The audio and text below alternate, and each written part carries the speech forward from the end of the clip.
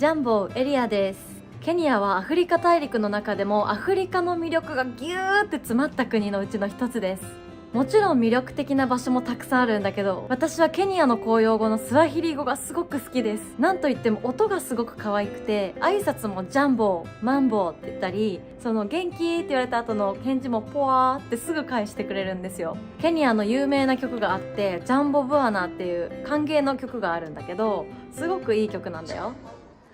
ジャンボワナアバリカにズリサナわけに眠せたねがエッジたくらまたたっていうね、言語もすごく面白いから、ケニアに行く前は必ずスワヒリ語をちょっと勉強していくと楽しいかもしれないね。東アフリカで 1,2 を争う人気のケニアはちょうど赤道をまたぐように存在しています。アフリカ最大のビクトリア湖とインド洋、そしてソマリア、エチオピア、南スーダン、ウガンダ、タンザニアの5カ国に囲まれています。首都はナイロビ、マサイ語で冷たい水の場所を意味するそうで、もしかしてオアシスっていう意味も含まれてるんじゃないかな。中心都市からわずか7キロにある国立公園からは野生動物の背後にビル群が見える、なんとも不思議な光景が特徴です。ナイロビは各地のサファリへの出発地にもなってるんだよ。旅を意味するサファリという言葉にワクワクするね。ビッグファイブを求めてさあ出かけよう。マサイマラ国立公園、南部はタンザニアのセレンゲティに続く場所。バッファローの大移動は迫力がすごい。ナウル湖、フラミンゴに埋め尽くされた湖は圧巻。アフリカ最高峰とサファリのコラボ、サボ。苗場諸湖にはボートで出かけるよ。みんなが気になるサファリはあった？私はやっぱりバッファローの大移動が見たいかな。ケニアで使えるコンセントはこの3つ。通貨はケニアシリングです。ATM では現地のお金はもちろんアメリカドルも下ろせるから、それもチェックしておこう。世界三大極悪都市の一つとして知られるナイロビでは、スリやひったくりは日常茶飯事。犯罪対策動画を参考に気を引き締めていこうね。そしてケニアの犯罪で多いのが汚職警官です。街中でパスポート見せてって声をかけられてパスポートを見せると、じゃあ持ち物チェックもしようかってなって現金を請求されることもあるの。だから手持ちで持ってる現金は最低限にしておくことだね。あとはその地域の警官のボスの名前を知ってると強いよ。ジオグラフィー、国土の大部分は標高約 2000m 弱の高原となってるから、カラッと乾燥したサバンナ地帯。年間の気温も19度前後と過ごしやすいんだ。意外でしょ。アフリカ大陸を南北に貫くグレートリフトバレーは、大陸プレートが東西に分かれる地球の裂け目。北は紅海から南はモザンビークまで約7000キロも分裂して、西には高地、東にはサバンナと谷を作った。その裂け目に沿ってできたトゥルカナ湖は世界最大の砂漠の湖であり、アルカリ性の湖としても世界最大である。ケニアの先住部族の人々の生活を支えてきた巨大なトゥルカナ湖だけど、上流エチオピア国内で進む大規模な灌漑開発によってウズベキスタンのアラル湖と同じ運命をたどるんじゃないかっていう心配もあるの。アラル湖に関してはこちらを見てね。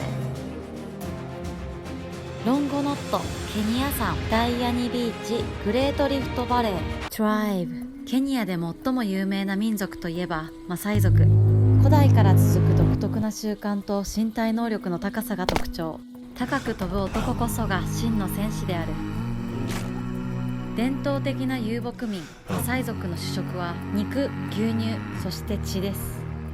実はケニアにはマサイ族以外にも40以上の民族がいるの。人口の多い民族トップ10を合わせると、なんとケニアの総人口約9割を占めると言われているの。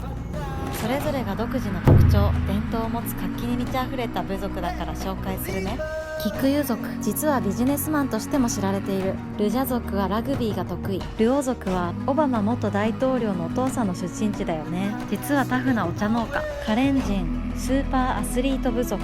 カンバの人たちはとにかく手先が器用。ビーズで首を長くする失われた部族。砂漠の遊牧民。クールなダンスと闘牛が代名詞。しかしケニアだけに限らず世界に点在する半数以上の部族は、皆さんが想像するリアルな彼らの生活を見るのとはまた少し違っていて、彼らは伝統や文化を見せ物にある種パフォーマンスとしてそれで生計を立てているイメージです。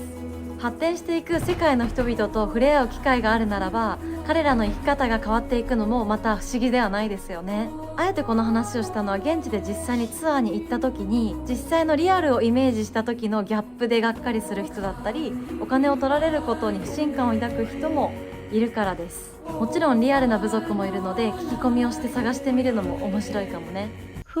ケニアの食事はお腹を満たす目的がほとんどなので、でんぷん質なものが多いです。中でも代表的な料理はトウモロコシ粉を練って蒸したり、お湯で練り上げて作られたウガリと呼ばれるもの。ウガリ自体には味がないので、スープやおかずと一緒にいただきます。基本はワンプレートスタイル。このプレートはアボカドやトマトを混ぜたワカモレ、スクマ、そしてウサギ肉のニャマチョマが乗ってるね。タンパク質が豊富な豆料理、ムキも。実はホルモンも食べられてる。ココナッツライスと一緒にどうぞ。かつてアラビア、ペルシャ、インドとの交易や、同じイギリス領のインドから労働力として連れてこられた人々が住んでいた影響で、インド料理のチャパティやピラウ、ビリヤニ、そしてサモサが伝わりました。対岸の町の食事は多岐にわたります。ティラピアのフライやトマトソースがけの魚料理全般の総称をサマキと呼び、西のビクトリア湖では怪魚のナイルパーチが食されている。シーフードはライム、ココナッツ、胡椒とエキゾチックな香辛料で調理されてるんだよ。果物も新鮮で、特に南国フルーツのマンゴーやパイナップル、パパイヤ、柑橘類の栽培はケニアの海岸地域の気候に最適で、たくさん育てられています。ケニアにはたくさんのストリートフードがあふれてる。私のお気に入りはピザのようなムカテケーマ、ライムとチリ味のコーン、チャイ、ウージ、チャイのお供マンダジ、ケニアの国民ビールも忘れずにね。旅中は東アフリカでインド料理が多かったり、インド人が多くて、単純になんでだろうって思ってたけど、実は歴史が深く関係してたんだね。私も動画を作りながら新しい発見だったよ。History。 人類誕生の地の一つとして知られるケニアには、長期にわたり多くの民族が移り住んだ歴史がある。この地域にまだ文字はない。8世紀にはモンスーンを利用してアラブ、ペルシャ、インドの人はワイン、ガラス、布を運び、逆に動物の牙や角、奴隷を国に持ち帰った。ソマリアからモザンビークまでの3000キロの海岸線に沿ってできた交易都市には今も続いているものもあるのだ。インド洋貿易で大繁栄、何百年も平和な日々が流れていたのに、いいものいっぱい持ってるじゃねえか。我々によこせ。強引で残虐を繰り返していた彼らにブーイング。かつて沿岸部を牛耳っていた貿易国のアラブ人が好き放題やっていたポルトガルを追い出した。19世紀に入るとヨーロッパ諸国のアフリカ植民地政策により大体の国境が決められた。